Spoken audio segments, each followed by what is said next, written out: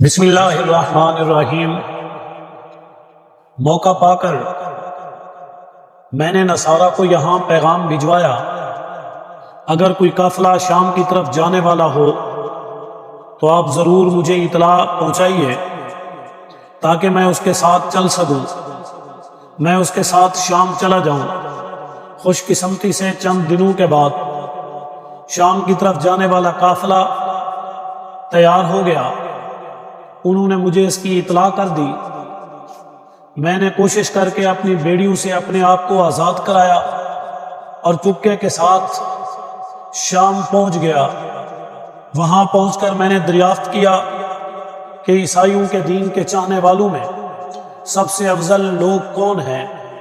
مجھے بتایا گیا کہ وہ پادری ہیں جو گرجا گھروں کو سنبھالنے والے ہیں۔ اس وقت سب سے افضل اور بہتر نصارہ یعنی عیسائی ہیں۔ چنانچہ میں نے ان کی خدمت میں حاضر ہو کر عرض کیا کہ میں عیسائیت کو پسند کرتا ہوں، چاہتا ہوں کہ آپ کے پاس رہوں، آپ کی خدمت کروں، آپ سے عیسائی مذہب کی تعلیم حاصل کروں اور آپ کے ساتھ نماز پڑھوں، آپ کے ساتھ عبادت کروں، آپ کے ساتھ اللہ کو یاد کروں۔ اس نے میری درخواست کو قبول کیا، مجھے اپنے ساتھ رہنے کی اجازت دی۔ چنانچہ میں ان کے ساتھ گرجے میں رہنے لگا، ان کی خدمت کرنے لگا۔ لیکن چند ہی روز کے بعد مجھے معلوم ہوا کہ وہ اپنی اخلاق، اپنی عادات، اپنی سیرت، اپنے کردار کے اعتبار سے کوئی اچھے آدمی نہیں ہے، اور وہ اپنے ماننے والوں کو صدقہ خیرات کا حکم دیتے، ثواب اور خوشخبری سناتے۔